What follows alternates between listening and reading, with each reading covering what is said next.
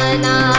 सोच रीत लखी काहू न पावा, नारद जानी सबहि सिर नावा। मंगल भवन अमंगल हारी, द्रवहु सुदशरथ चिर बिहारी। रहे तहाँ दुई रुद्र गना, तेजा नहीं सब भेऊ। विप्र वेश देखत फिरहीं, परम कौतुकी देऊ। मंगल भवन अमंगल हारी, द्रवहु सुदशरथ चिर बिहारी।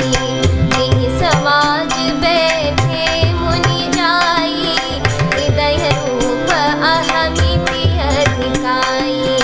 तहाँ बैठे महेश गण दो, विप्र वेश गति लखहि न को।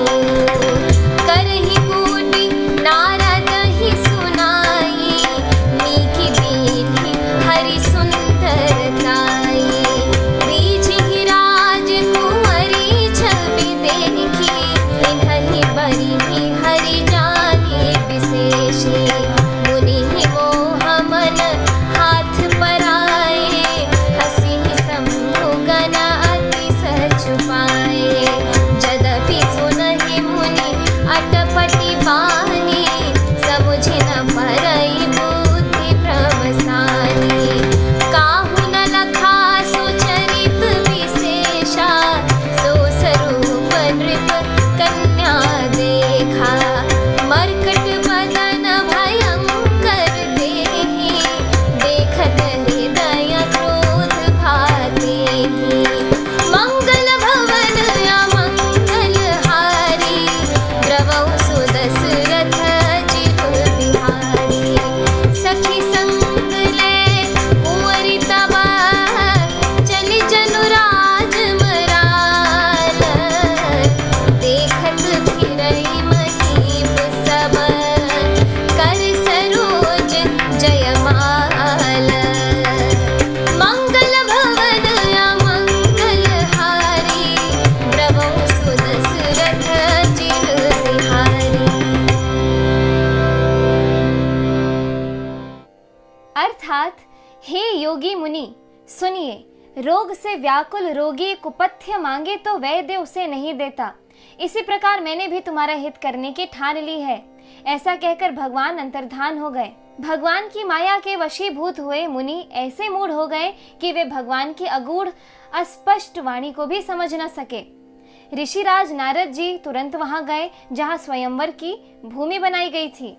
राजा लोग खूब सज धज कर समाज सहित अपने अपने आसन पर बैठे थे। मुनि नारद मन ही मन प्रसन्न हो रहे थे कि मेरा रूप बड़ा सुंदर है, मुझे छोड़ कन्या भूल कर भी दूसरे को न वरेगी। कृपा निधान भगवान ने मुनि के कल्याण के लिए उन्हें ऐसा कुरूप बना दिया कि जिसका वर्णन नहीं हो सकता, पर यह चरित्र कोई भी न जान सका। सबने उन्हें नारद ही जानकर प्रणाम किया। वहां 2 शिवजी के गण भी थे। वे सब भेद जानते थे और ब्राह्मण का वेश बनाकर सारी लीला देखते फिरते थे।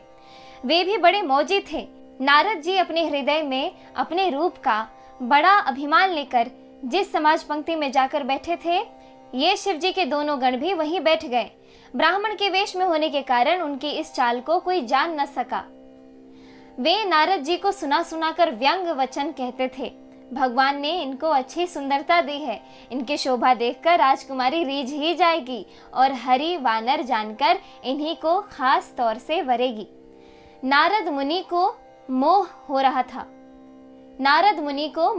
था क्योंकि उनका मन दूसरे के हाथ माया के वश में था।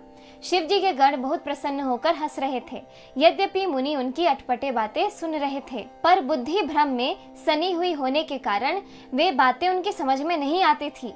उनकी बातों को वे अपनी प्रशंसा समझ रहे थे। इस विशेष चरित्र को और किसी ने नहीं जाना। केवल राजकन्या ने नारद जी का वह रूप देखा। उनका बंदर सा मुंह और भयंकर शरीर देखते ही कन्या के हृदय में क्रोध उत्पन्न हो गया। तब राजकुमारी सखियों को साथ लेकर इस तरह चली मानो राजहंसनी चली जा रही है। वह अपने कमल जैसे हाथों में जयमाला लिए सब राजाओं को देखती हुई घूमने लगी। इस एपिसोड में इतना ही। आगे की कथा सुनने के लिए कृपया मेरे YouTube चैनल को जरूर सब्सक्राइब कर लें। धन्यवाद।